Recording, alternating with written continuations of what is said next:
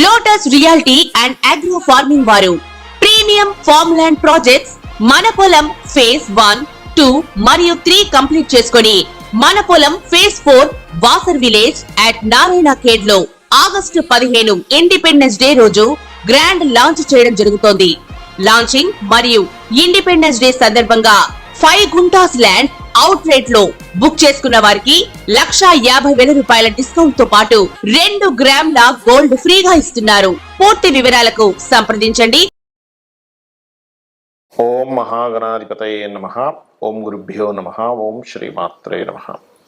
ప్రేక్షకులకి ఈరోజు మనం చెప్పుకోబోయే టాపిక్ ఏమిటి అంటే, మనకు చూడండి లైఫ్లో చాలా అంశాలు ఒక్కొక్కసారి ఏమవుతుంటుందంటే అది ఇంకా ఆగిపోయినట్టుగా ఉంటుంది లైఫ్లో. అది మన పర్సనల్ ఎదుగుదల కానివ్వండి, ధన సంబంధించిన విషయం కానివ్వండి, లేనట్లయితే పిల్లలకు కొంతమంది చదువుకు సంబంధించిన విషయం కానివ్వండి, అదేవిధంగా వివాహం కావచ్చు, ఉద్యోగం కావచ్చు, వ్యాపారం కావచ్చు, స్ట్రక్ అయిపోయినట్టుగా ఉంటుంది. అసలు 12 లగ్నాల వాళ్ళకి ఇది ఎందుకు జరుగుతుంది, దీనికి పరిహారం ఏమిటి, దీనికి ఏమైనా రాహుకేతు సంబంధం ఉంటుందా అనేటువంటి అనేకమైన అంశాలు, అదేవిధంగా ఇక్కడ జాతకం ఉంటే ఓకే, మరి జాతకం లేనటువంటి వారు ఇలా ఆగిపోయినప్పుడు అసలు ఏం చేసుకోవాలి అనేటువంటి విషయాలు చెప్తుంది. నేనైనప్పటికీ కూడా చెప్పిస్తుంది సాక్షాత్ లలిత అమ్మవారిగా భావిస్తూ ఒక్కొక్క లగ్నం తెలియని వారి రాశి నుంచి మనం చూసుకుందాం. కర్కాటక లగ్నము, కర్కాటక రాశి. ఇక్కడ మీకు ఒకవేళ మీ లగ్నం ఆ రాశి వారికి రాహు యొక్క ప్రభావం లగ్నంలోని, ద్వితీయ స్థానంలోని, పంచమ స్థానంలోని, దశమ స్థానం మీద ఆ రాహు కనుకుంటే ఎక్కువ ప్రభావం, నెగిటివ్ ప్రభావాలు ఎక్కువగా ఉంటాయి. మరి దీనికి ఏంటండి భయపడాలి? అస్సలు అక్కర్లేదు, భయపడాల్సిన అవసరం లేదు. భయపడకుండా మనం ఎలా బయటపడాలి చెప్పేది జ్యోతిష్ శాస్త్రం. ఉదాహరణకి కర్కాటక లగ్నం అయిందండి, లగ్నంలో రాహు ఉన్నాడు. ఇప్పుడు ఏమిటి, మీరు ఒకటే గుర్తుపెట్టుకోండి, లగ్నంలో మీకు కనుక రాహు ఉంటే మీరు చాలా సింపుల్గా దీన్ని బయటపడడం ఎలా అంటే, ఎక్కువ మెడిటేషన్ చేయండి, ఊహించుకోవడం ఆపండి. బికాజ్ ఆఫ్ ఎమోషన్స్, ఎక్కువ ఓవర్ ఎమోషన్స్ జరుగుతూ ఉంటాయి. అయితే ఈ చంద్రుడు వెళ్ళి కనుక శుభగ్రహాలతో ఉన్నాడు, దట్ ఫైన్, అప్పుడు మళ్ళీ మీకు ఆ ఇబ్బంది అనేటువంటిది రాదు. అలా కాకుండా ఒక్కొక్కసారి ఇదే రాహువు మీకు 2వ స్థానంలో ఉంటాడు. కర్కాటక లగ్నాథ్ 2వ స్థానంలో ఉన్నప్పుడు ఏమవుతుందంటే, ఇక్కడ కుటుంబ సభ్యుల్లో తండ్రి గారి మూలంగా లేదా తండ్రి గారికి సంబంధించిన మనీ రిలేటెడ్ మూలంగా కొంచెం కుటుంబ సభ్యుల్లో కొంత మిస్కమ్యూనికేషన్ కానివ్వండి, కొంత ఇబ్బందులు కానివ్వండి, ఫైనాన్షియల్గా కొంత గొడవలు కానీ ఇస్తుంది అక్కడ. మరి దీనికి ఏం చేయాలి? సూర్య నమస్కారాలు చేస్తూ దుర్గా స్తోత్రం చదువుకోవాలి. సూర్యుని చూస్తూ దుర్గా స్తోత్రం చదువుకోవచ్చు. అదేవిధంగా పంచమంలో ఉన్నాడు, కానీ ఈ కర్కాటక లగ్నానికి పంచమ రాహు ఉంటే సర్వసాధారణంగా ఏమవుతుందంటే వాళ్ళకి ఈ గైనికల్ ఇష్యూస్, స్త్రీలకు పర్టికులర్గా గైనికల్ ఇష్యూస్ వస్తాయి. అయితే కొంతమందికి ఏమవుతుందంటే మిస్క్యారేజ్ అయ్యి దాని తర్వాత సంతానం కలగడం. అందుకే ఏం చేయాలి, వీళ్ళు స్ట్రిక్ట్గా కొన్ని రూల్స్ పాటించాలి. ఏమిటంటే, సంతానం గర్భవతిగా ఉన్నప్పుడు గుర్తుపెట్టుకోండి, ఇల్లుని కన్స్ట్రక్షన్ చేయడం లాంటివి చేయకూడదు. అందుకని చాలామంది ఏం చేస్తారు, ఆ అమ్మాయిని తీసుకెళ్ళి ఇంకొక ఇంట్లో ఉంచి అప్పుడు కన్స్ట్రక్షన్ స్టార్ట్ చేస్తారు. అంటే ఏమిటి, గర్భవతిగా ఉన్నప్పుడు అసలు ఇల్లు కన్స్ట్రక్షన్ చేయకూడదు, ప్రారంభించడము ఇట్లాంటివి చేయకూడదు. దానికంటే ముందు తర్వాత అయినా చేసుకోవచ్చు, డోంట్ వరీ. అలాగే మరొక విషయం ఏంటంటే, ఇక్కడ ఈ పంచమ స్థానం ఫ్రెండ్స్ని, షేర్ మార్కెట్ని, ఫ్రెండ్స్లో కూడా కూడని సంఘం. అంటే కొన్నిసార్లు ఫ్రెండ్స్ వల్ల అద్భుతంగా మంచి స్టేజ్కి వెళ్ళిన వాళ్ళు ఉంటారు, ఫ్రెండ్స్ వల్ల వ్యసనాల బారిన పడిన వాళ్ళు ఉంటారు. సో అటువంటి ఫలితం ఇస్తుంది అక్కడది. అలాగే దీంతోపాటు ఈ యొక్క కర్కాటకం వారు దశమ స్థానంలో కనుక రాహు ఉన్నాడు అంటే, పంచమంలో రాహు ఉంటేనేమో ఫ్రెండ్స్, వ్యసనాలు ఇట్లాంటి విషయాలు చూసుకోవాలి. దశమ స్థానంలో ఉన్నప్పుడు ఏమైపోతుందంటే, మీరు ఎప్పుడైతే జాబ్ చేస్తుంటారో అక్కడ మీకు ప్రెజర్ ఎక్కువగా ఉంటుంది. అంటే మీ కింద, మీ పైన పనిచేసే వాళ్ళు లేదా మీ కింద వాళ్ళతో కానీ వాళ్ళతో స్ట్రెస్ ఎక్కువగా ఉంటుంది, గొడవలు ఎక్కువగా అవుతూ ఉంటాయి, అనవసరమైనటువంటి ఇవి పెరుగుతూ ఉంటాయి. మరి దీనికి ఏం చేయాలి అంటే, సింపుల్గా చూసుకున్నట్లయితే ఇక్కడ మీరు చేయవలసినటువంటిది పర్టికులర్గా ఈ ఆఫీస్లో కూర్చున్నప్పుడు ఒకసారి దుర్గానామాన్ని స్మరించండి. లేదు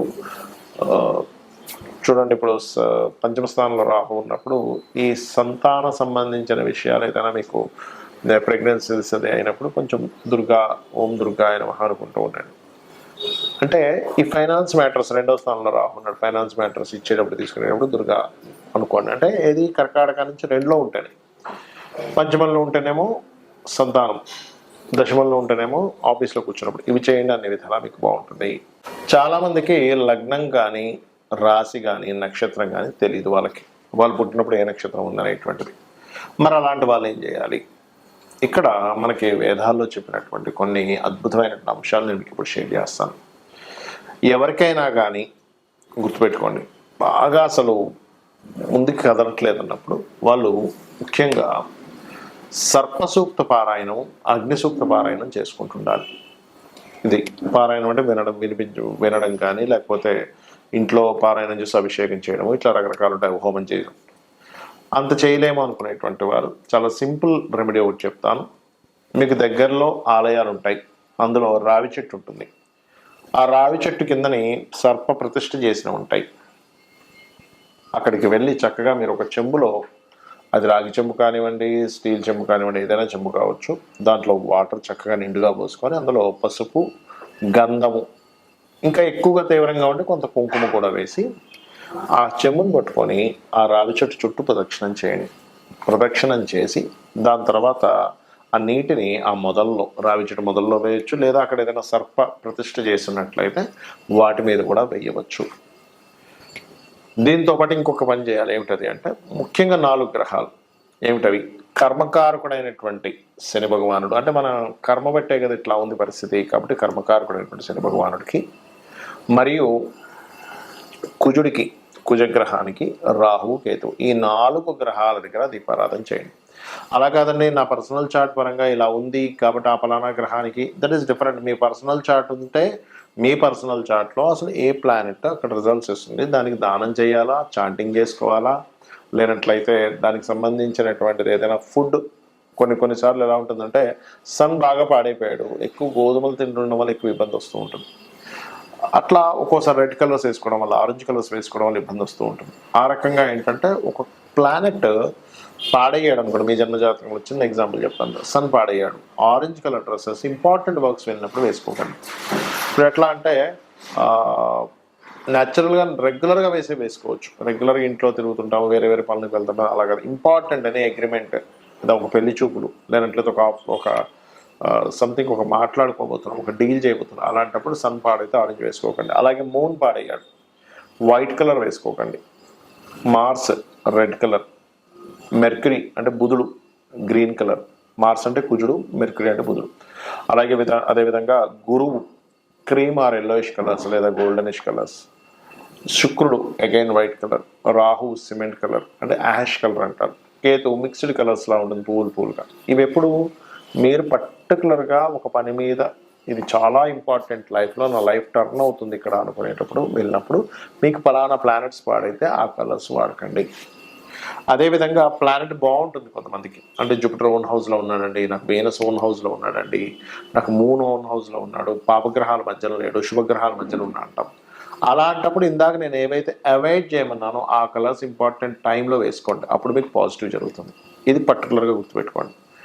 అలాగే ఇక్కడ ఏదో సర్పదోషం ఉందనో, లేకపోతే ఇంకోటి ఏదో ఎల్నాడు శని ఉందనో, లేకపోతే ఇంకోటి ఏదో ఉందనో ఎక్కువగా దాని గురించి ఆలోచిస్తే తీవ్రంగా ఉండకండి. ఎందుకంటే ఈ గ్రహాలు అనేటువంటివి మనుషుల మీద పగబట్టవు, గుర్తుపెట్టుకోండి. ఇది కేవలం మనం పాస్ట్ లైఫ్లో చేసుకున్న కర్మ. అంటే ఇంకా సింపుల్గా చెప్పాలంటే, ఒక లోన్ తీసుకున్నాము, లోన్ తీసుకొని బ్యాంక్ దగ్గర తీసుకున్నప్పుడు వాడు ఫోన్ చేస్తాడు, లేదా ఎప్పుడు కడతారండి అని ఫోన్ అడుగుతాడు. అంత మాత్రం చేత బ్యాంకు వాడు మనం ఏదేదో పగున్నట్టు కాదు కదా.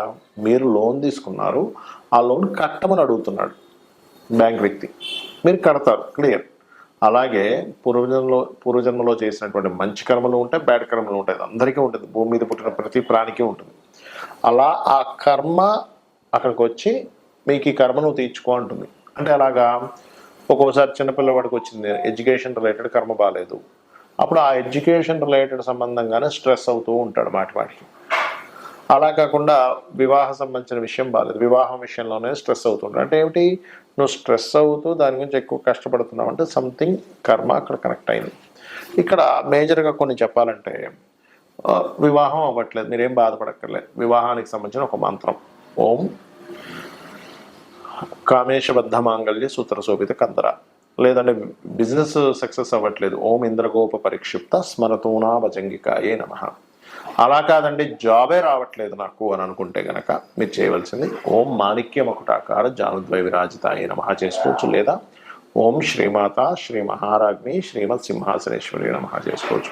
ఇంకొంతమందికి హెల్త్ ఇబ్బంది ఉంటుంది, అంటే వారికి ఓం సర్వవ్యాధి ప్రశమని సర్వమృత్యు నివారణి అగ్రగణ్య అచింత్య రూప కలికల్మశనాశిని నమః చేసుకోవచ్చు. ఇలాగా ఒకటి రెండు కాదు, మనకి లలితా సహస్రనామాలలో అనేకమైనటువంటి నామాలు, ఒక్కొక్క నామం ఒక అద్భుతం. అక్కడ చెప్పాలంటే మీరు ఎప్పుడైతే చాంటింగ్ చేస్తూ ఉంటారో, ముఖ్యంగా లలితా సహస్రనామాలకి పాపాన్ని దగ్ధం చేసేటువంటి శక్తి ఉంది.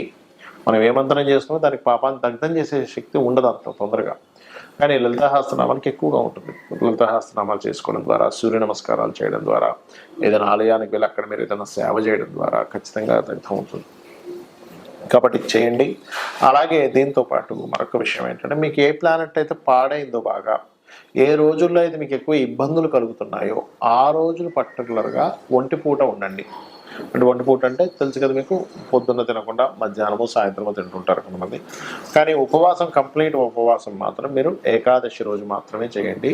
శాస్త్రాల్లో మనకి ఏకాదశి ఉపవాసం వల్ల విష్ణువు ఆ ఉపవాసానికి సంబంధించినటువంటి తీసుకొని మనకి ఈ రోగ సంబంధించినవి రాకుండాను, రుణ సంబంధించినవి రాకుండాను, శత్రు సంబంధించినవి రాకుండాను ఆపుతూ ఉంటాడు ఆయన. అంటే రోగ శత్రువులు తగ్గుతారు ఏకాదశి ఉపవాసం చేస్తే. దాని మీద ఒక వ్యక్తి జపాన్లో రీసెర్చ్ కూడా చేసి ఇలా రోగాలు తగ్గడానికి ఉంది అని చెప్పడం కూడా జరిగింది. మనం సో దాన్ని ఎంత పాటిస్తే అంత మంచిది. అదేవిధంగా ఇక్కడ మరొక విషయం ఏంటంటే, మీరు ఏదైనా ఒక మంత్రం చేసేటప్పుడు చాలామంది నన్ను అడుగుతూ ఉంటారు, ఏమండి మీరు ఇప్పుడు ఈ మంత్రం చెప్పారు ఎంతసేపు చేయాలి? మినిమం 40 to 45 minutes ఖచ్చితంగా చేయాలి. చాలామంది ఏం చేస్తారంటే కౌంటింగ్ చేసుకుంటూ ఉంటారు. కౌంటింగ్ చేసుకోకుండా అంతగా మీకు జపమాలతో చేయాలి అనుకుంటే పగడపు జపమాల దాచిపెట్టుకొని, అంటే బయటికి ఓపెన్గా పెట్టుకొని చేయకూడదు, ఏదైనా లోపల పెట్టుకొని జపమాల చేయాలి. పగడపు మాలతో చేస్తే తొందరగా ఫలితం కూడా వస్తుంది జపమాల. సో ఇది చేయండి. మీకు పర్టికులర్గా మీరు ఏదైతే ఈ ఇబ్బందులతో ఉన్నారో ఆ ఇబ్బందులతో ఉన్నానని మాటిమాటికి చాంటింగ్ చేయకండి. ఈ ఇబ్బందుల నుంచి నేను ఈ రకంగా బయటపడతాను అని ఫీల్ అవ్వండి. ఇబ్బందులతో ఉన్న ప్రతి వ్యక్తి చేసే మెయిన్ మిస్టేక్ అది, అమ్మో ఇబ్బందుల్లో ఎలాగ అనుకుంటారు కాదు. ఈ ఇబ్బంది ఇలా క్లియర్ అవుతుంది, ఈ మార్గంలో క్లియర్ అవుతుంది, నేను ఇంత మెంటల్గా ఇంత స్ట్రాంగ్గా ఉంటే క్లియర్ అవుతుంది, నేను ఈ దేవతార స్వరూపాన్ని పట్టుకుంటే అవుతుంది, నేను ఇంత వర్క్ చేస్తే అవుతుంది. ఈ పాజిటివ్ దీంట్లో వెళ్ళండి, ఖచ్చితంగా అన్ని విధాలు బాగుంటుంది. ఆ అమ్మవారి యొక్క అనుగ్రహం కూడా మీకు పరిపూర్ణంగా కలగాలని మనస్ఫూర్తిగా కోరుకుంటూ శ్రీమాత్రే నమః.